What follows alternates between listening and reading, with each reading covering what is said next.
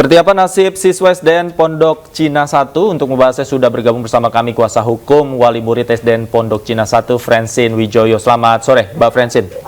Selamat sore, Mas David. Baik, Mbak Francine, saya ingin buka pertanyaan dari bagaimana nasib belajar mengajar murid di sana pasca memang rencana relokasi dilakukan, kemarin juga penggusuran akhirnya batal dilakukan. Seperti apa saat ini aktivitasnya? Untuk kegiatan belajar mengajar dari guru-guru SDN Pocin 1 itu sudah tidak mengajar di lokasi ini sekitar 4 minggu. Karena diperintahkan untuk mengajar di SDN Pondok Cina 3 dan 5.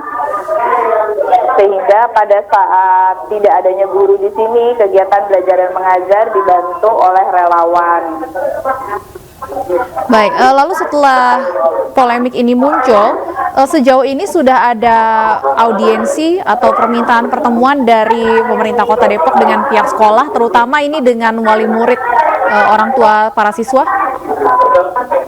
Selama polemik ini muncul, sebenarnya dari orang tua murid itu sudah meminta audiensi dengan wali kota Depok, tapi sayangnya belum berhasil bertemu. Dan kemarin itu karena ada insiden upaya pemusnahan yang dihadiri oleh Satpol PP mewakili Pemkot Depok, sehingga tercapai kesepakatan bahwa permintaan audiensi kami dengan Pemkot Depok akan disetujui, tapi jadwalnya menunggu informasi dari kami, dan saat ini audiensi tersebut jadwalnya masih kami koordinasikan dulu. Oke, Mbak Francine, mungkin masih banyak juga masyarakat ini yang belum mengetahui sebenarnya duduk perkaranya di mana. Apakah memang lahan dari SDN Pondok Cina 1 ini memang milik Pemkot Depok sehingga berhak digunakan untuk pembangunan masjid, atau seperti apa? Kalau kita lihat dari informasi yang beredar, riwayat tanah ini, sekolah ini tuh sudah berdiri sejak tahun 1946. Informasi dari masyarakat sekitar bahwa ini juga merupakan tanah wakaf. Kemudian informasi selanjutnya di tahun 2002 ada perolehan aset atas lahan ini dengan nilai tertentu. Namun informasi yang terakhir kemarin dari melalui Satpol PP dan Pemkot Depok bahwa ini sudah beralih dari Disdik ke Sekda. Namun dari berita yang terakhir kita baca itu juga diinformasikan sudah beralih ke Pemprov Jawa Barat. Nah, ini masih perlu kita pastikan lagi, tapi kalau itu pernyataannya dari pejabat pemerintah yang terkait, kita asumsikan bahwa itu benar gitu. Jadi harusnya status terakhir itu di Pemprov Jawa Barat.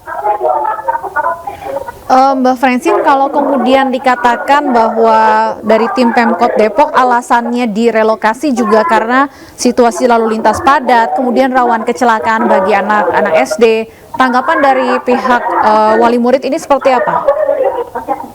Dari wali murid sendiri tidak ada keberatan, tidak ada keluhan mengenai keamanan.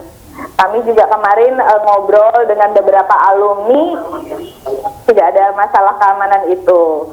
Tidak pernah ada kecelakaan atau sebagainya ya Mbak ya, berarti ya? Sampai saat ini sih belum aman ada ya, laporan dari orang tua murid ya mengenai hal itu. Tapi kalau misalnya memang yang dikeluhkan adalah keamanan atau misalnya kemacetan, sebenarnya ada solusi yang jauh lebih murah dan efektif. Misalnya kalau mau yang murah, ada petugas yang membantu menyeberangkan. Kalau mau investasi lebih gitu, bisa menggunakan jembatan penyeberangan orang. Atau juga ada usul dari orang tua murid gitu, pintu masuknya saja yang diubah lokasinya, jadi tidak yang di jalan besar, tapi diubah melalui samping. Jadi sebenarnya kalau ada niat baik, banyak yang bisa dilakukan sebagai alternatif yang lebih murah dan juga lebih nyaman dan aman buat anak-anaknya. Oke, Mbak Francine, sebenarnya apa yang menjadi keberatan dari wali murid? Apakah betul wali murid menolak untuk direlokasi, atau penolakannya hanya karena kegiatan belajar mengajar nanti akan digabung dengan sekolah lain, Mbak? Penolakannya ada beberapa hal.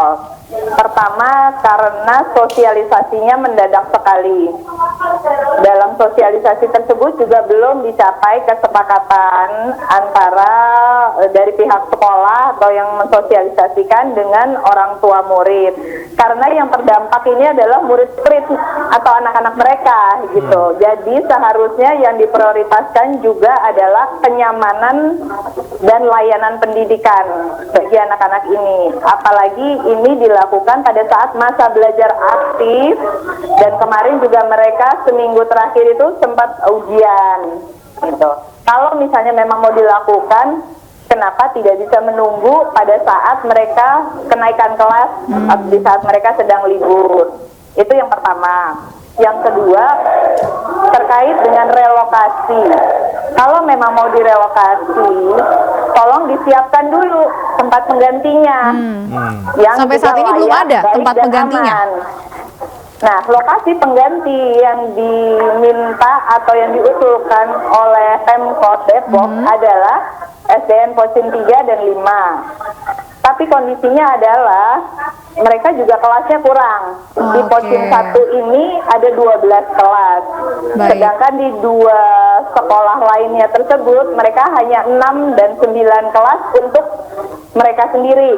Sehingga dengan adanya tambahan dari Pocin 1 ini udah pasti kekurangan kelas. Oke. Itu juga diindikasikan dari sebagian murid-murid Pocin 1 yang bersekolah di sana, mereka masuknya kelas siang. Berarti kan ada kurang kelas gitu. Baik. Nah, yang ketiga, ketiga adalah jam belajar mereka jadi berkurang karena masuk kelas siang. Kalau masuk kelas pagi itu jam 7 sampai sekitar pukul 1 atau 2 siang. Setelah itu mereka masih bisa melakukan ekstrakurikuler sampai sore 4 atau 5 sore. Sedangkan kalau mereka sekolah siang, itu mereka hanya mulai belajar dari sekitar pukul 1 sampai 4 sore. Baik, baik, tentunya kami harapkan ada jalan keluar terbaik ya Mbak Francine, dan secepatnya ya supaya anak-anak ini bisa segera kembali belajar dengan nyaman. Terima kasih Mbak Francine Wijoyo, kuasa hukum wali murid SDN Pondok Cina 1 sudah bergabung bersama kami.